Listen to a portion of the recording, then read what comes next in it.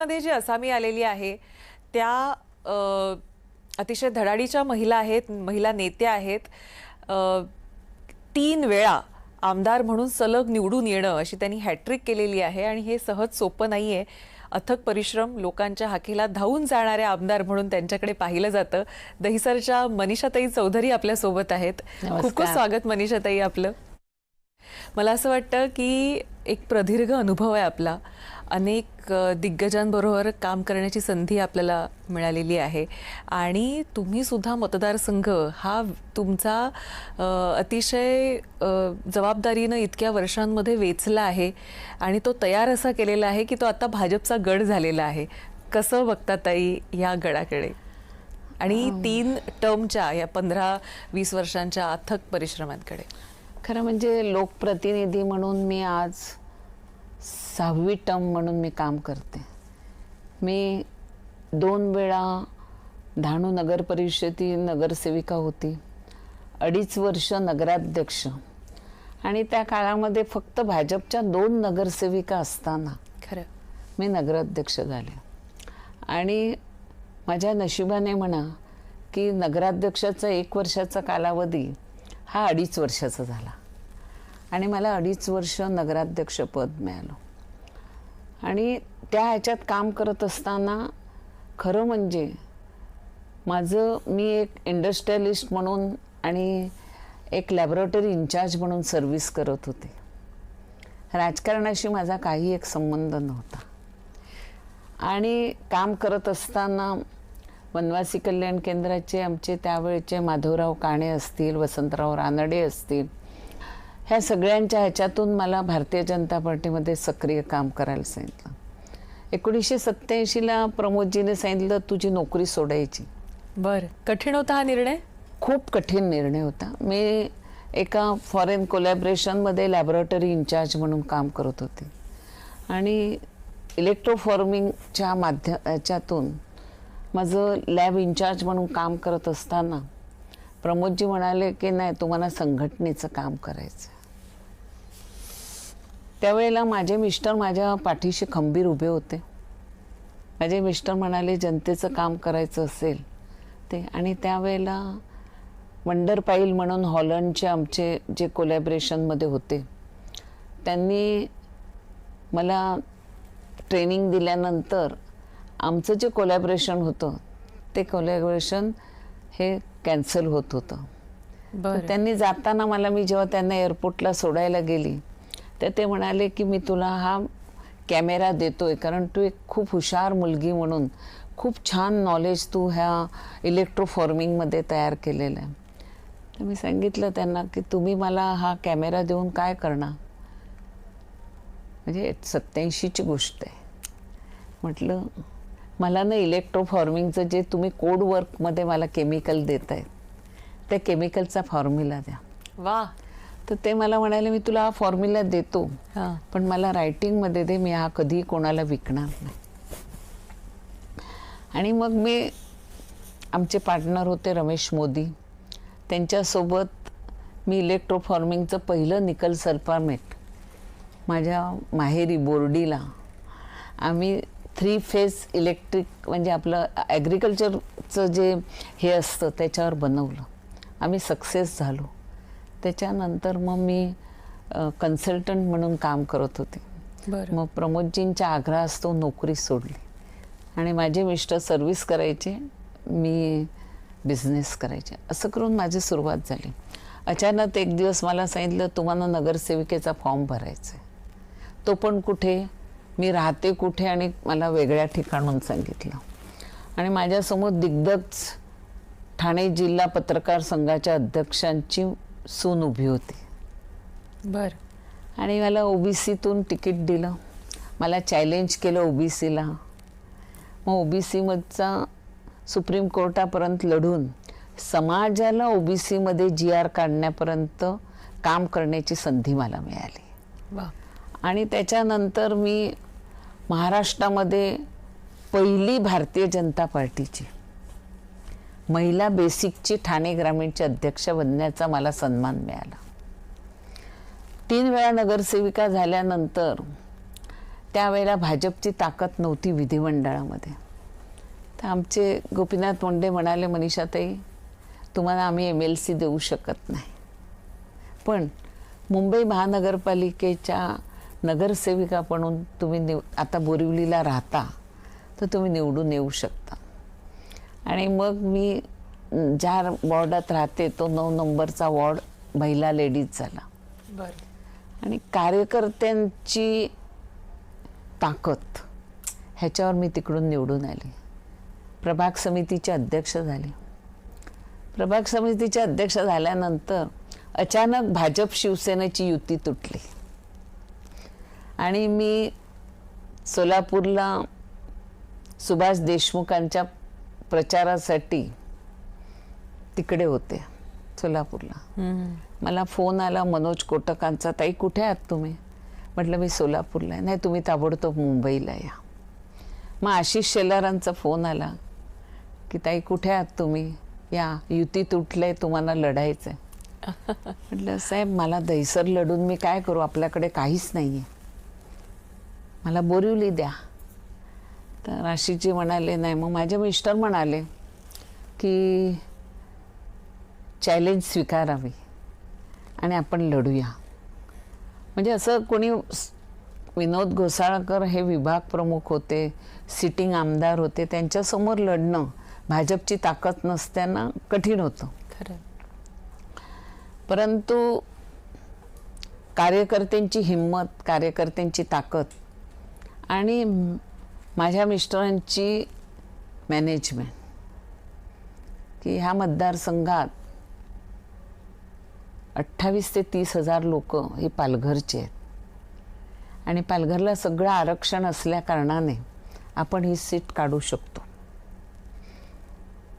आणि 2014ला पहिला माझा विजय हा 39,000ने झाला. मोठी संख्या होती. हां. आणि त्याच्यानंतर 19ला पुन्हा पक्षाने माझ्यावर जबाबदारी दिली, निवडून आले. 24ला पुन्हा पक्षाने जबाबदारी दिली, मी निवडून आले.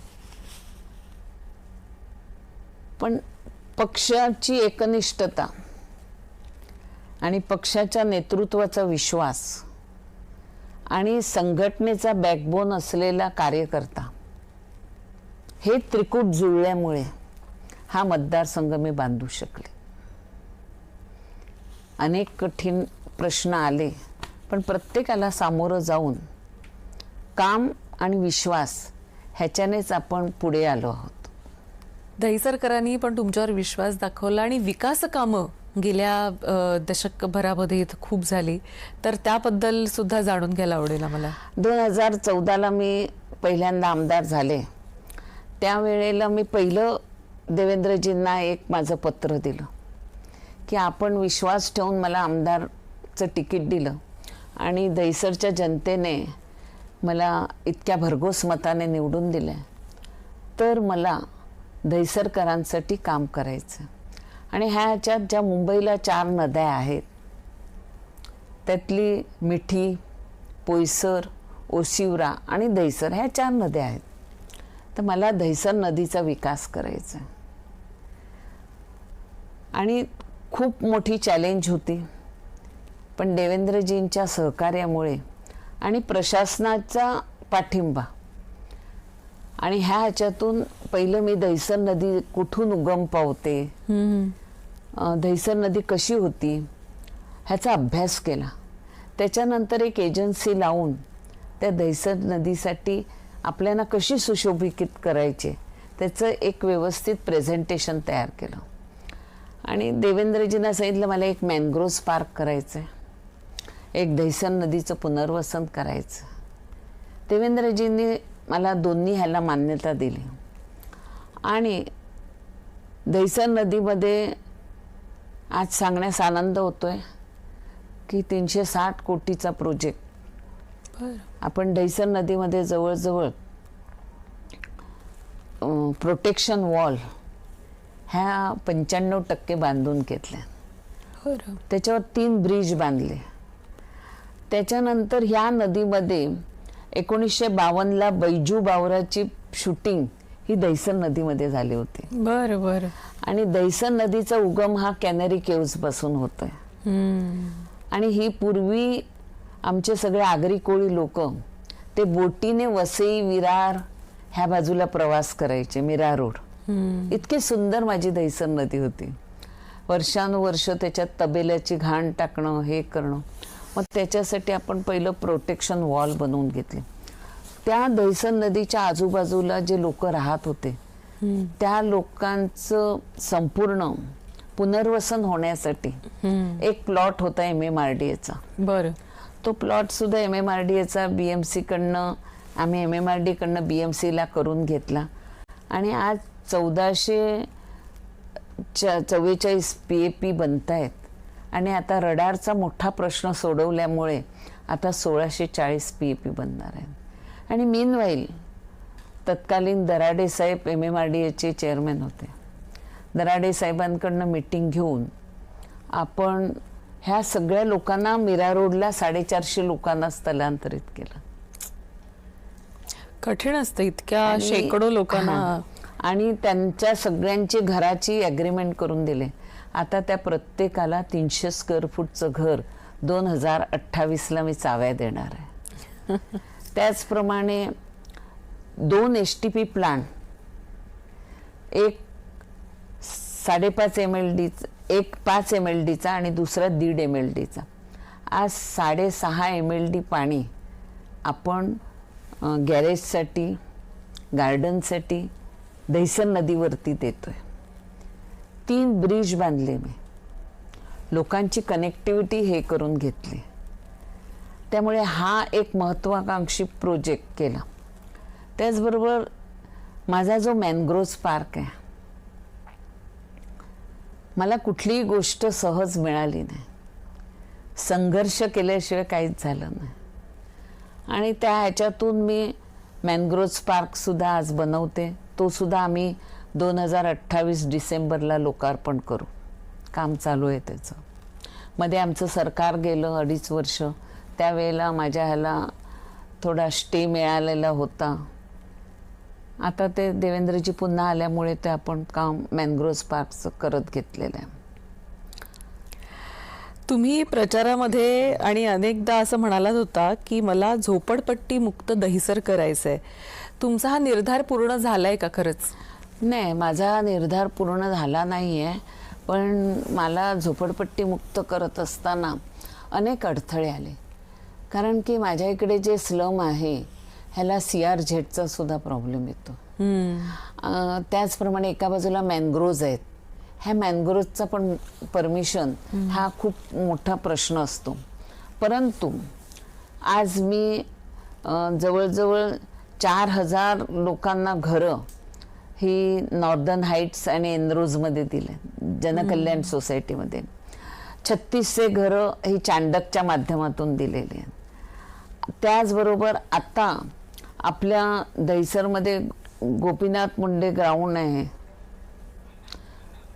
त्याच्या बाजूची जो झोपडपट्टी आहे शिवाजी नगर आणि पंचशील नगर, त्याच्यासमोर मंडपेश्वर गुफेचं रिस्ट्रिक्शन आहे. आता दिल्लीवरनं परमिशन घेऊन पंचशील नगरचा प्रश्न सोडवलेला आहे.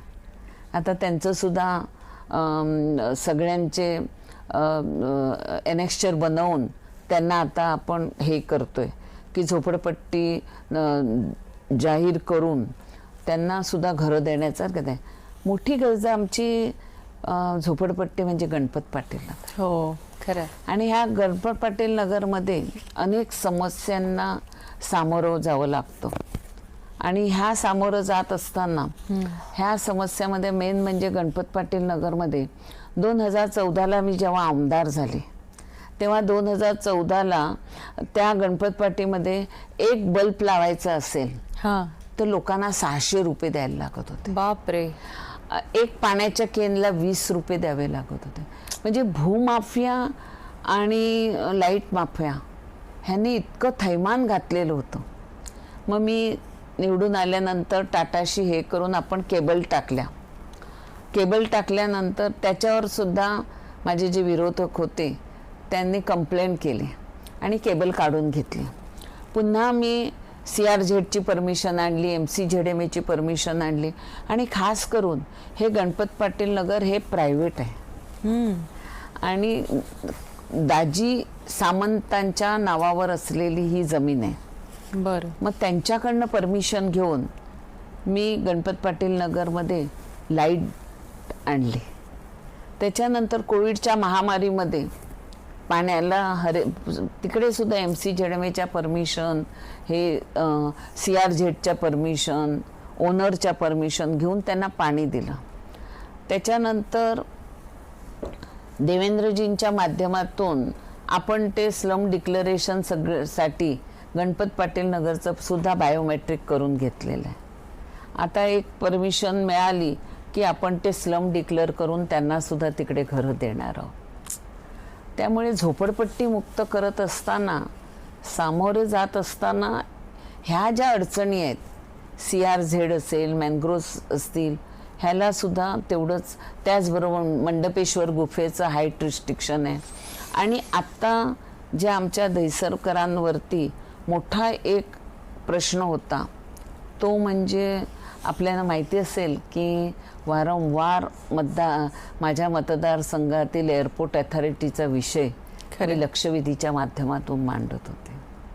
दिल्ली दरबारी हे करत असताना आमचे खासदार पियुष गोयल आणि केंद्रीय मंत्री आणि त्याचबरोबर देवेंद्रजींच्या प्रयत्नातून आता रडारसुद्धा गोरायला शिफ्ट होत आहेत. त्यामुळे हाईट रिस्ट्रिक्शनचं आमचं जे हाईट रिस्ट्रिक्शन होतं ते आता होऊन बरेच SRAला आता पुन्हा आपल्याला मान्यता मिळेल. 1987 पासून तुम्ही भाजपमध्ये आहात. इतक्या वर्षांचा संघर्ष कसा होता ताई? संघर्ष खूप मोठा होता. कम्युनिस्टांबरोबर काम करणं, कार्यकर्त्यांवर होणारे हल्ले आणि माझ्या राजकारणामध्ये जे माझं राजकीय प्रवास आहे ह्याच्यात आत्ता आम्ही एक 12 वर्ष झाले सत्तेत आहोत. बाकी संपूर्ण प्रवास हा आमचा विरोधक म्हणून गेला. बरोबर. आणि संघर्षामध्ये म्हणजे कार्यकर्त्यांची साथ, नेत्यांची साथ आणि त्याच्याबरोबरच की आम्हाला इझी काहीच मिळालं नाही. म्हणजे अक्षरशः जिल्हा विभाजन हे सुद्धा संघर्ष करून मिळालं. आमचं हक्काचं पाणी आम्हाला मिळायला पाहिजे, शेतीला मिळायला पाहिजे, त्याच्यासाठी सुद्धा आम्हाला संघर्ष करावा लागला. आणि त्यावेळेला कम्युनिस्ट खूप स्ट्रॉंग होती, काँग्रेस स्ट्रॉंग होती. भाजप म्हणजे तसं खूप ठाणे जिल्ह्यामध्ये नव्हतं. पण हा प्रवास करत असताना जो शिकायला मिळालं ते खूप अनुभव महत्त्वाचे. आणि आज मला लोकप्रतिनिधी काम करत असताना माझा अनुभव मला खूप उपयोगी पडतो आहे की विरोधात असताना संघर्षमय जीवनात कार्यकर्ते कसे सांभाळावे हे जे मी शिकले ते आज मी दहिसरला डहाणून येऊन दहिसर उभं करणं फार एक चॅलेंज होती. पण कार्यकर्ता माझ्या सोबत आणि जनतेशी जी नाळ जोडली ह्या नाळीमुळेच माझा विजय होत आला. महिला शक्ती एक मोठ्या प्रमाणावर कायम तुमच्या सोबत पाहायला मिळते. मला असं वाटतं तुमचे महिला मेळावे प्रचंड हिट असतात. मोठ्या संख्येनं लोक खरं तर त्या मेळाव्यांना जात असतात. महिलांचा सहभाग फार मोठा नोंदवला जातो तिथं. तर महिला इतक्या मोठ्या प्रमाणावर तुमच्याशी कशा जोडल्या गेल्या, ही नाळ कशी जोडली? बघा, माझं ऑफिस 24/7 चालू असतं आणि मला छोटा कार्यकर्ता पण रात्री अपरात्री कधीही फोन करू शकतो. कुठलीही महिला ही थेट माझ्या घरी येऊ शकते. कुठलाही माझा मतदार हा माझ्या ऑफिसला भेटू शकतो. आणि त्यामुळे स्त्रीचं एका स्त्रीबरोबर बॉन्डिंग हे फार लवकर बनतं. तिच्या काही अडचणी असतील तर त्या आपण जेवढ्या लवकर सॉल्व करू शकतात तोपर्यंत ती पुरुषांपर्यंत बोलत नाही आहे. आणि खास करून माझ्या मतदारसंघात हा OBC डॉमिनेटेड एरिया आहे. मग त्या कोळी भगिनी असतील, आगरी भगिनी असतील, ह्यांच्याशी संपर्क करणं, मच्छीमारांचे प्रश्न मांडणं. आणि मला एक आज आनंद होतोय की मुंबईतलं पहिलं सीमांकन हे दहिसरमध्ये झालं. म्हणजे दहिसर गावठण असेल, दहिसर कांदरपाडा असेल, एकसर तळेपखाडी असेल, ठाकूर पखाडी असेल, कोळीवाडा असेल, ह्या सगळ्यांचं सीमांकन मी करून घेतलं. त्यामुळे जे काही गावकऱ्यातली लोक आहेत, म्हणजे बाहेर कधी कधी वाईट पण वाटतं की जो भूमिपुत्र आहे, ह्या भूमिपुत्राने जर घर बांधायचं ठरवलं तर त्याला अनेक कायदे आहेत. खरं. पण अतिक्रमण करणाऱ्यांना कायद्याची सूट आहे. आणि ह्याच्यातून आपण महिलांशी जोडल्या गेल्या. लक्षवेधीच्या माध्यमातून तुम्ही अनेकदा प्रश्न विचारताना आम्ही पाहिलेलं आहे. पुढे जाऊन हे प्रश्न खरंच ताई सुटतात का आणि कसं होतं? प्रश्न 100% सुटतात. आपला पाठपुरवठा असायला पाहिजे. म्हणजे माझी लक्षवेधी लावली म्हणून लक्षवेधीला ज्या मंत्री महोदयाने सभागृहामध्ये उत्तर दिलं असेल त्याचा पुढे पाठपुरावा करणं हे आपल्या हातात आहे. आणि जर त्यांनी अधिवेशनामध्ये दिलेलं वचन पाळलं नाही तर त्याच्यासाठी परत आपण पत्रव्यवहार करणं, त्या प्रशासनाशी हाताशी धरणं, काम करणं. उदाहरणार्थ की एअरपोर्ट अथॉरिटीचा विषय लक्षवेधीच्या माध्यमातूनच सुटला. त्याचप्रमाणे भटक्या कुत्र्यांचा विषय खूप मोठा होता. आणि ह्या भटक्या कुत्र्यांचा विषयामध्ये मी लक्षवेधी लावली होती. आणि आज मला आनंद होते की मी लक्षवेधीनंतर पाठपुरवठा केला आणि आज मुंबई महानगरपालिकेला 2.25 एकर जागा मी मालवणी येथे तहसीलदार, कलेक्टर ह्यांच्याशी कॉन्टॅक्ट करून डॉग शेल्टर बनवलेला आज प्रस्ताव हा माझा आता बावनकुळे साहेबांकडे, शासनाकडे पोचलेला आहे.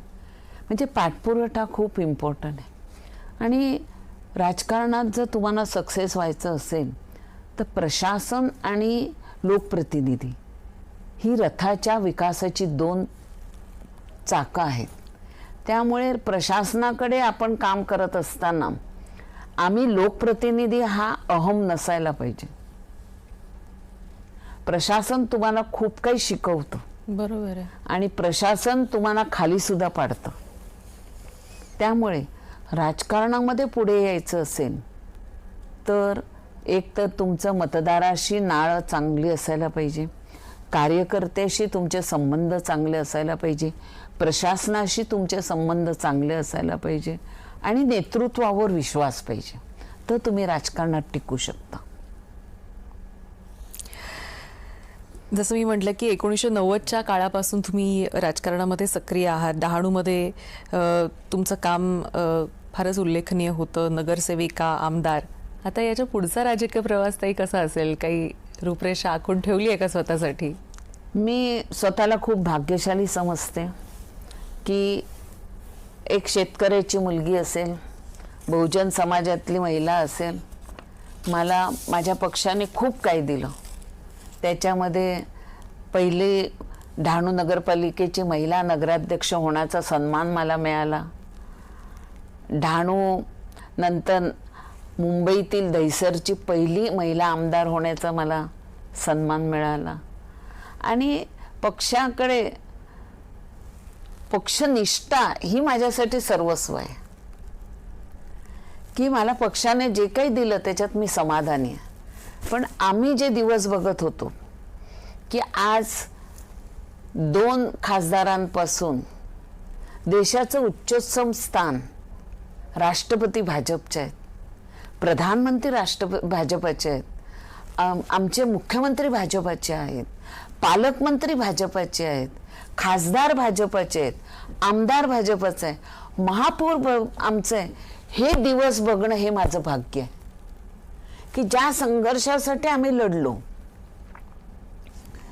त्याचं कुठेतरी आज आम्हाला फळ मिळतंय. हे बघून जो आनंद आहे ना तो दुसरा कशात आनंद नाही आहे. त्याला जोडून माझा असा प्रश्न आहे की सध्या नेते जे आहेत ते पदासाठी एका पक्षातून दुसऱ्या पक्षामध्ये उडी मारताना आपल्याला दिसतात. तुम्ही मात्र पक्षाशी कायम एकनिष्ठ राहिलात. नेतृत्व बदल होत असताना हे असे टिकून कसे राहिलात तुम्ही? हे बघा, आम्ही फास्ट फूड नाही. किंवा अजिनोमोटो नाही. आम्हाला पक्षनिष्ठा ही एकच निष्ठा आहे. नेतृत्व बदललं तरी भाजपची निष्ठा बदलत नाही. महिलांच्या मदतीला तुम्ही कायम धावून जात असता, पण सध्या राज्यामध्ये अत्याचाराच्या घटनाही वाढलेल्या आहेत. अगदी चिमुरड्या लहानग्यांवर देखील आपण अत्याचार होताना बघतोय. हे रोखण्यासाठी खरं काय केलं पाहिजे असं तुम्हाला वाटतं? काय असे कायद्यामध्ये बदल झाले पाहिजेत? काय असं केलं पाहिजे? जोपर्यंत स्त्रीकडे बघण्याचा दृष्टिकोन ही कोणाची तरी आई आहे, कोणाची तरी मुलगी आहे, कोणाची तरी बहीण आहे, ह्या दृष्टीमध्ये जोपर्यंत बदल होत नाही तोपर्यंत ह्याच्यावरती काम करणं खूप कठीण आहे. आणि दुसरं की आज महिलांवर जे अत्याचार आणि हे आपण बघतोय, ह्याला कुठेतरी सोशल मीडिया म्हणा, मोबाईल म्हणा, हे सुद्धा कारणीभूत आहेत. हे सुद्धा कारणीभूत आहेत. आणि आता आपण म्हणतो की महिलांवरचे गुन्हे जास्त वाढलेत, पण त्याचं एक कारण असं आहे की प्रत्येक स्त्री निर्भयपणे पोलीस स्टेशनला पोचते. ती जाऊन आपला गुन्हा दाखवू शकते, ती आपला गुन्हा नोंदवू शकते. ह्याच्यामुळे आता आपल्याला केसेस वाढलेल्या दिसते. दहिसर विधानसभा मतदारसंघासाठी सुविधा आणण्यासाठी तुमचा असा काय मास्टर प्लॅन आहे का, की अधिकाधिक सुविधा त्याच्यामध्ये आल्या पाहिजेत, किंवा ईज ऑफ लिव्हिंग, तिकडचं स्टँडर्ड ऑफ लिव्हिंग हे वाढलं पाहिजे यासाठी? बघा, आता दहिसरकरांसाठी 12.5 एकरचं गोपीनाथ मुंडे स्टेडियम दिलंय. त्याचबरोबर राजमाता अहिल्यादेवी होळकरांचं 5.5 एकरमध्ये सुंदर गार्डन बनवलेलं आहे. स्वर्गीय Sushma Swaraj art gallery 25,000 square फूटची बनवून तयार आहे. ते आता लवकर लोकार्पण करते. 520 बेडचं भगवती हॉस्पिटल अत्याधुनिक बनवलेलं आहे. ते सुद्धा आता लोकार्पण करते. पण माझं एकच ध्येय आहे की दहिसरमध्ये हा ड्रग्ज मुक्त व्हायला पाहिजे. आणि त्याचबरोबर दहिसरची जी कनेक्टिव्हिटी आहे, इंटरनल जे डीपीचे रोड आहेत, ते रोड ओपन करून दहिसरमध्ये राहणाऱ्या, रोडमध्ये बाधित होणाऱ्या लोकांना तिकडेच घरं द्यायचा माझा निर्धार आहे. दहिसरमध्ये आम्ही पार्किंगच्या फार खूप समस्या आहेत. आणि ह्या पार्किंगसाठी तुकाराम ओंबळे गार्डन आणि नायतोडीतलं गार्डन, ह्याला अंडरग्राऊंड पार्किंग आणि फेरीवाल्यांसाठी करण्याचं माझा प्रोजेक्ट दुसरा आहे. तो पण लवकरात लवकर आम्ही BMCला मी त्याचा प्लॅन वगैरे सगळा दिलेला आहे. आणि पार्किंगच्या समस्या ह्या सोडवणं फार गरजेचं आहे. मेट्रो लाईन सुद्धा 2A आणि 7चं सुरू होऊन आता आपण बघतोय दहिसर चेकनाका, आनंद नगर असेल किंवा लिंक रोडवरची वाहनांची कोंडी मात्र इथं आजही आपल्याला इथे पाहायला मिळते. ट्रॅफिकचा मोठा प्रॉब्लेम आहे. अंतर्गत रस्त्यांचं रुंदीकरण असेल किंवा उड्डाणपुलांचं काम अजूनही प्रलंबित आहे अनेक ठिकाणी.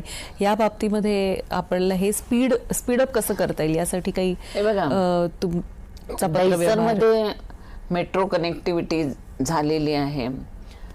दहिसर स्टेशन हे सुद्धा आपण स्मार्ट स्टेशनमध्ये घेतलेलं आहे. परंतु चेकनाक्याला जी आमची वाहतूक कोंडी होते त्याचं एक कारण आहे की चेकनाक्याच्या इकडे मीरा रोडच्या हद्दीमध्ये पेंडकरपाड्याचा जो सिग्नल आहे तो फ्लायओव्हर जोपर्यंत होत नाही, आणि हा आमचा जो चेकनाक्याचा टोल प्लाझा आहे तो पुढे न्यायला पाहिजे, त्याच्यासाठी पण आमचे प्रयत्न चाललेले आहेत. परंतु इंटरनल रोड आहेत, लिंक रोड वगैरे आपण म्हणतात, त्या ह्याला म्हणजे कनेक्टिव्हिटी करत असताना काही RL वाढवणं गरजेचं आहे. त्यासाठी आपण एक आता कॅफेनाज म्हणून आहे त्याची आरेल वाढवून घेतले. मातृछायाच्या इकडचा रस्ता ह्या लोकांना आता एनेक्शर बनवून घेतले. गेल्या आठवड्यातच माझा त्यांच्याबरोबर राऊंड झाला. मातृछाया शाळेचा एक रस्ता ओपन केला तर लोकांना जे 1.5-2 किलोमीटरमधून फिरून येऊ लागतं ते रोड तयार केलेले आहेत, ते तिथपर्यंत होतो. ज्याप्रमाणे आता रिव्हर व्हॅलीचा ब्रिज बनवला तर आपण त्यांना LM रोडला तिकडनं ती झोपडपट्टीतून रस्ता काढला का तो पण प्रश्न सुटतोय. त्यामुळे जोपर्यंत DPचे रोड आहेत ते DPचे रोड तुम्ही डेव्हलप करत नाही तोपर्यंत ट्रॅफिक होते. आणि दुसरं म्हणजे मुंबई महानगरपालिका, ट्रॅफिक आणि पोलीस ह्यांच्यामध्ये कुठेतरी समन्वय वाढणं गरजेचं आहे. कारण इल्लीगल पार्किंग हा खूप मोठा प्रश्न निर्माण झाला. आता कायदा करणं ते पण गरजेचं आहे की म्हणते पार्किंगची NOC असल्याशिवाय तुम्ही गाड्या देतात. पण इतक्या गाड्या रस्त्यावर आहेत, आम्ही रस्ते मोठे करतो आणि गाड्या सगळ्या रस्त्यावर आहे, त्यामुळे तुम्हाला ट्रॅफिकच्या समस्या सुटतच नाही आहेत. खरं त्यात सोडवणं पण तेवढंच गरजेचं आहे. दहिसर भागामध्ये अद्ययावत सोयीसुविधांनी युक्त असं सुपर स्पेशालिटी हॉस्पिटल किंवा मोठ्या सरकारी किंवा पालिकेच्या रुग्णालयाची अजूनही आपल्याला थोडीशी कमतरता नक्कीच आहे.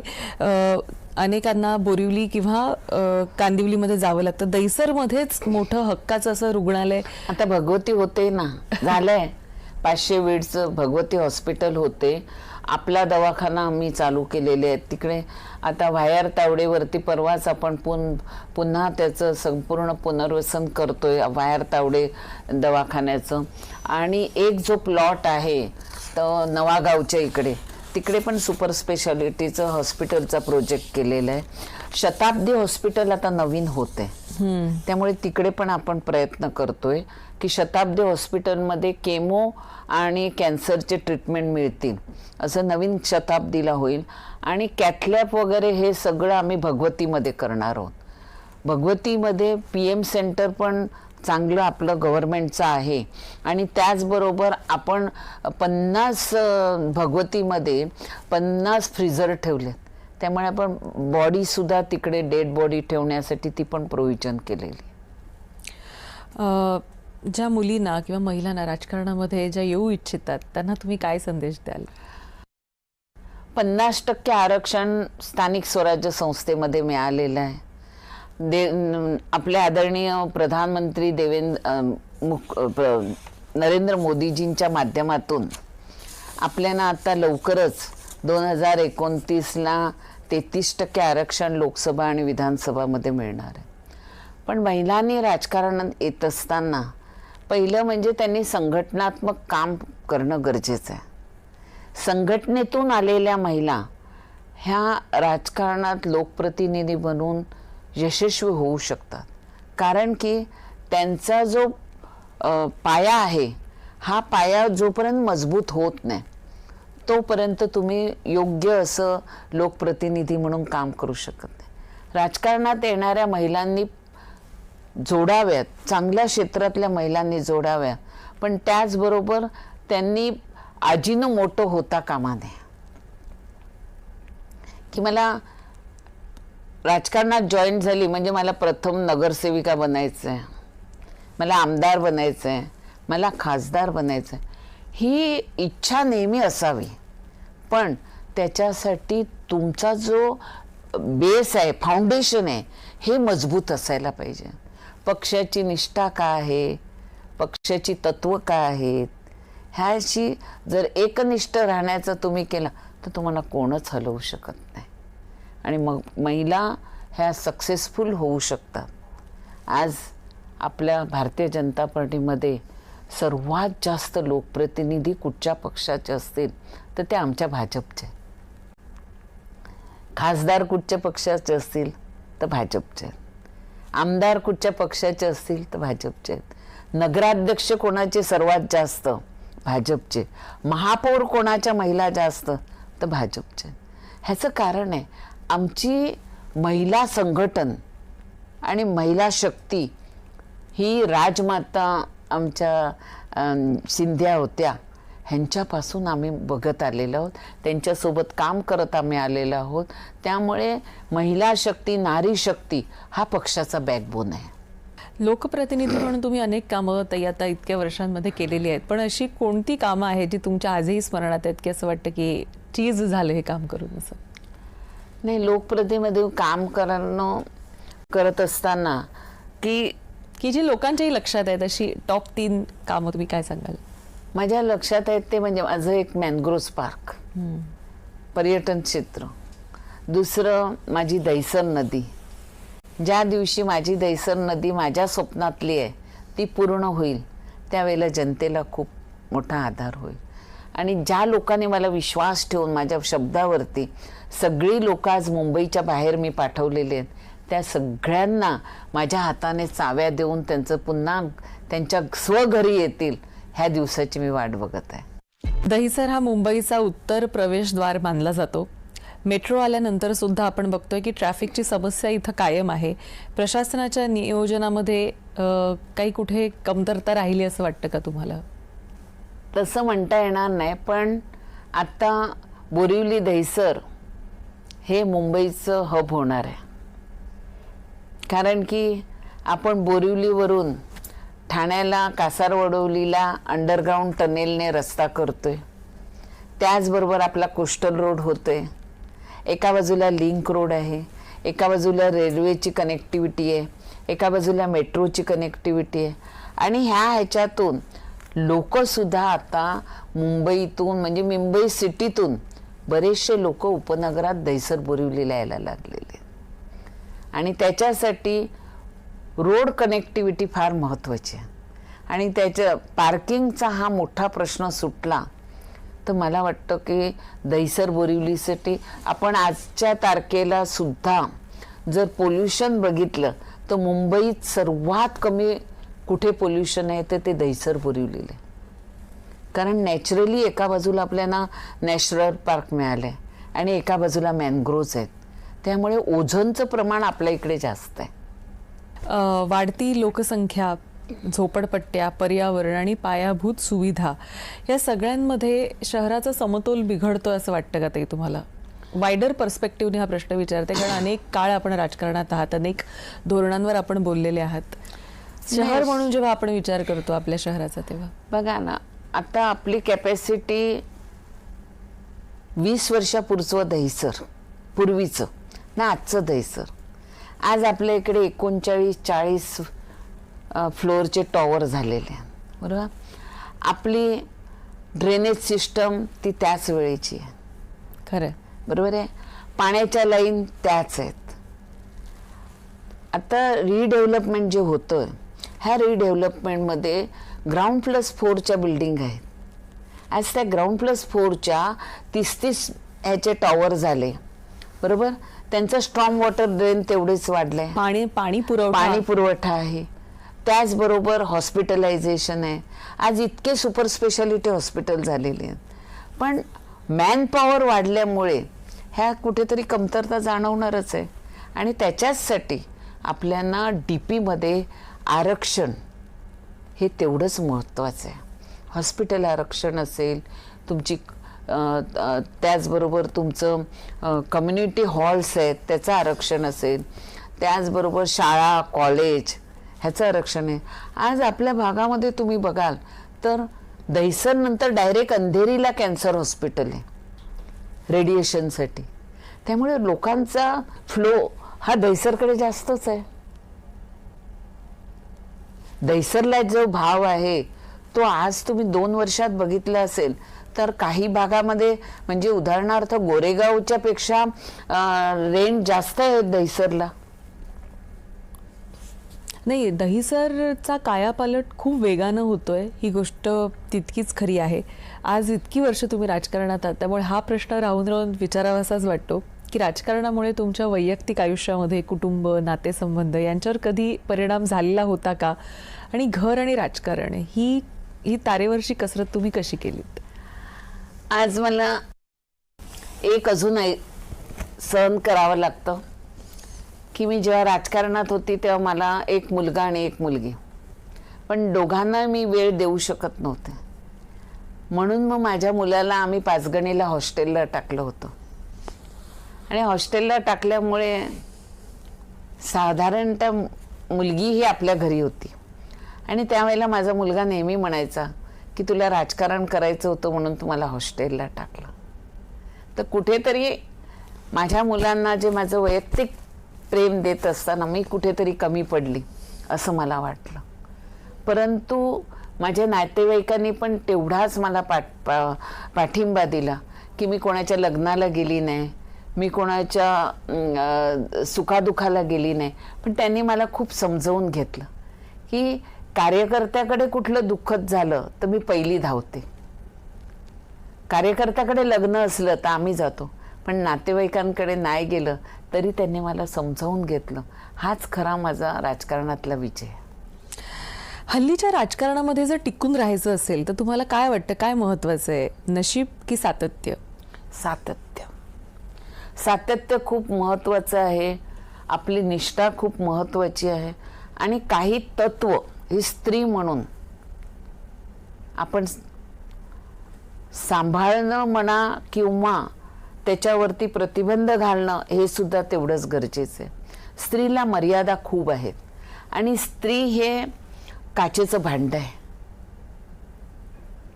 एखाद्या स्त्रीला एखाद्यावरती, कारण आजही तुम्ही म्हणाल पण पुरुष प्रधान संस्कृती आहे आणि ह्या पुरुष प्रधान संस्कृतीमध्ये स्त्रीला राजकारणात टिकावं ही खूप खूप म्हणजे तारेवरची कसरत आहे.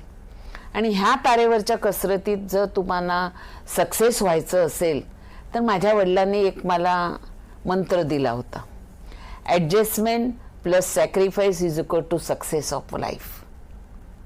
त्यामुळे स्त्रीने राजकारणात काम करत असताना पहिली ती फ्लेक्झिबल असायला पाहिजे. तिने ॲडजस्टमेंट करायला पाहिजे. इगो नको, अहम नको, ह्या गोष्टी बाजूला ठेवायला पाहिजे. आणि सॅक्रिफाईस सगळंच आपल्याला मिळतं असं नाही. दुसऱ्यांचं सुख हे आपलं सुख समजायला पाहिजे. ह्या दोघांच्या ह्याच्यातून म्हणजे ॲडजस्टमेंट आणि सॅक्रिफाईस ह्या दोन्ही जर तुम्ही बरोबर बॅलन्स केल्या तर तुम्हाला राजकारणात तुम्ही सक्सेस होऊ शकता. बरं ताई, आता एक थोडासा ट्रिकी प्रश्न विचारते तुम्हाला. तुम्हाला जर एकाच वेळी 2 जबाबदाऱ्या दिल्या गेल्या, समोर आल्या तुमच्या ऑप्शन, आणि सांगितलं एक जबाबदारी स्वीकारायची, तर कुठली ती जबाबदारी असेल? तुम्हाला मंत्रीपद दिलं गेलं किंवा पक्षामध्ये संघटनात्मक जबाबदारी जर मोठी जबाबदारी मिळाली तर कोणती गोष्ट तुम्ही सगळ्यात आधी स्वीकाराल? संघटनात्मक. आणि का? नाही, संघटना मी तुम्हाला आधी पण बोलली का मला ते दिवस बघायचे आहेत की 100% भाजपची सत्ता कशी येईल. मला ते दिवस बघायचे की सर्वात ताकदवान पक्ष म्हणजे पक्ष कार्यकर्त्यांची. आज सुद्धा जगामध्ये सर्वात जास्त मेंबरशिप भाजपची आहे. सर्वात जास्त मेंबरशिप भाजपची आहे. आणि हीच मेंबरशिप आज मला आनंद होतोय की दहिसर विधानसभेमध्ये मुंबई महानगरपालिकेमध्ये 100% महायुतीचे नगरसेवक निवडून दिले. हो, 100% महानगर निवडून दिले. 44 वर्षानंतर पहिल्यांदा पूर्णतः सत्ता हाती आली, महापौर बसला, कसं वाटतं? खूप आनंद वाटतो. आणि त्याच्यासाठी मी खूप मोठा कार्यक्रम घेतला होता त्याच्यासाठी, कारण मला तो दिवस बघितला. मी वयाच्या 23व्या वर्षापासून राजकारणात आहे आणि मी काम करत असताना आम्ही कम्युनिस्टांचे हल्ले बघितलेले आहेत. आमच्यावर खूप चिकूच्या बागा कापून टाकलेल्या होत्या. मिस्टरांच्या डोक्यावर हल्ला झाला होता, तो पण बघितला. हा संघर्ष बघितल्यानंतर आम्ही संघर्ष यात्रा काढतच होतो. पण हा दिवस म्हणजे ट्रिपल इंजिनचं सरकार, आणि हे ट्रिपल इंजिनचं सरकार आल्यानंतर जो आनंद वाटला, मंत्रिपद का आहे, समाधान ते आहे की मी ज्या पक्षामध्ये काम करते तो पक्ष सर्वश्रेष्ठ सर्व ताकदवान आहे. ह्याच्यापेक्षा दुसरं काय की एक दिवस जनतेच्या मनातली मनीषा राहणार आहे की आजही मला पालघरमध्ये तोच सन्मान मिळतो. आमच्या ताई, ह्या ताई शब्दामध्ये जे माझं प्रेम आहे ना, ते मंत्र्यांमध्ये नाही आहे. मला ताई हा म्हणजे मी सगळ्यांची, कोण मला माऊली, कोण मला आई, कोण मला ताई, त्यामुळे हा ताई म्हणजे माझं सर्वस्व आहे. त्यामुळे संघटनेत कुठलंही काम द्या, मी तयार आहे. प्रत्येक माणूस मंत्री होऊ शकत नाही, पण प्रत्येक माणूस चांगला भाजपचा कार्यकर्ता बनू शकतो. बघा, मंत्री माझे होतील, खासदार माझे होतील, आमदार माझे होतील, महापौर माझे होतील, नगरसेवक माझे होतील, पण कार्यकर्ता कधी माझी होणार नाही. त्यामुळे कार्यकर्ता म्हणून काम करायला जो आनंद आहे, सन्मान आहे, ह्याच्यातच माझं सर्वस्व आहे. पण ताई, आज इतकी वर्ष तुम्ही राजकारणात आहात, वयाच्या 23व्या वर्षापासून राजकारणात आहात. एक अथक संघर्ष आपण पाहिलेला आहे, संघर्षाचा काळ अनुभवलेला आहे. या काळानंतर आता पक्षाला चांगले दिवस आलेले आहेत. असं वाटलं कधी आपल्यालाही चांगले दिवस यावे, आपल्यालाही मंत्रीपद किंवा यासाठी आपला विचार केला जावा, असं कधी आम्ही किती वाटलं? भाग्यशाली आहे. राष्ट्रपती भाजपचे, प्रधानमंत्री भाजपचे, मुख्यमंत्री भाजपचे, महापौर भाजपचे, खासदार भाजपचे. अरे सगळं आहे ते भाजप आहे ना. मग ते मंत्री काय, तर मी त्या पक्षाचे आमदार आहे, हे माझं सौभाग्य आहे. बरं ताई, या सगळ्यामध्ये आता तुमची पुढची पिढी सुद्धा सक्रिय राजकारणामध्ये येते. तुमची मुलगी सक्रिय राजकारणामध्ये तुम्हाला मदत करते, थोडीफार तिचाही हातभार लागतो.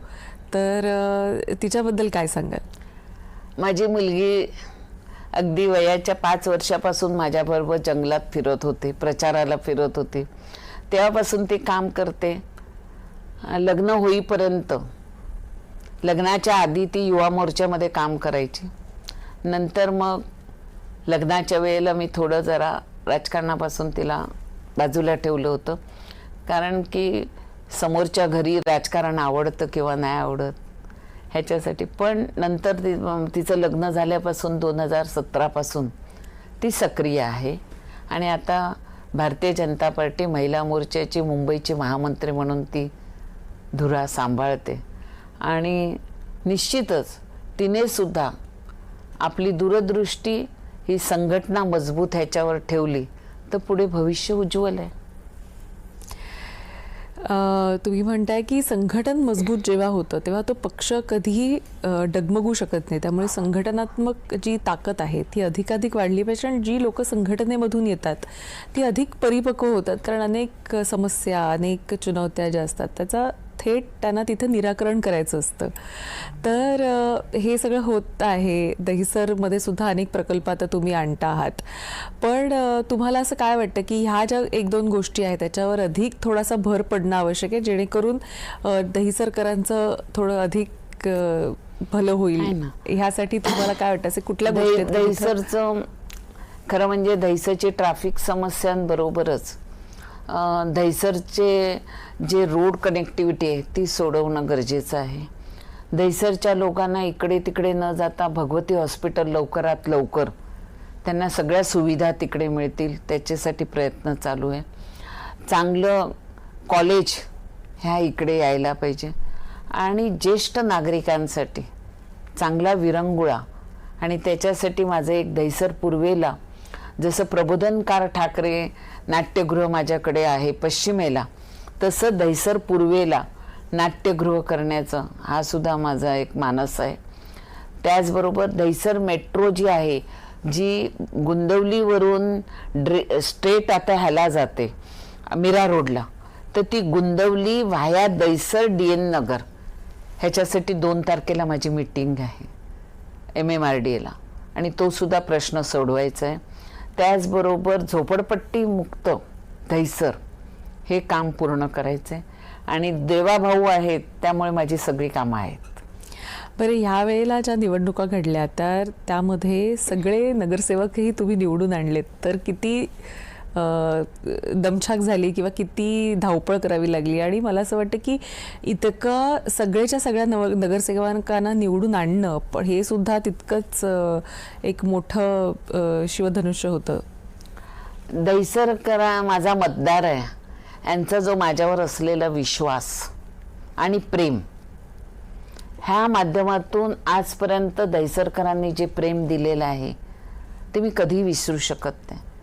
आणि त्यांनी कमळाला मतदान करायचं म्हणजे मनीषाताईंना करायचं, आणि त्यांनी जे माझे महायुतीचे सगळे नगरसेवक निवडून दिलं, ह्या खरोखर मी माझ्या मतदारांना सलाम करते.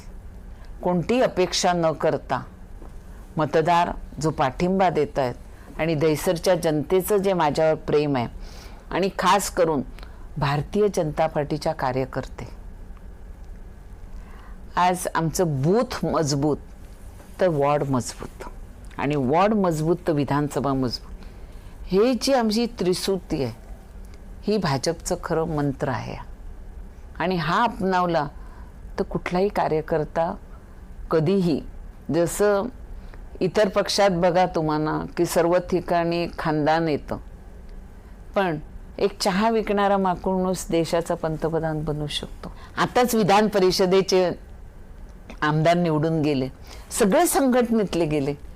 हा आनंद किती आहे, किती आहे की माझ्या महिला मोर्चामध्ये काम करणारी माधवी नाईक आज आमदार बनले.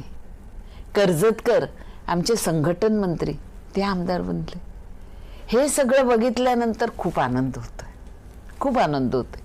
आणि शिकण्यासारखं म्हणजे विनोद तावडेंकडनं पण खूप काही शिकण्यासारखं आहे. त्यांना तिकीट मिळालं नाही म्हणून ते कधी नाराज होऊन घरी बसले नाही.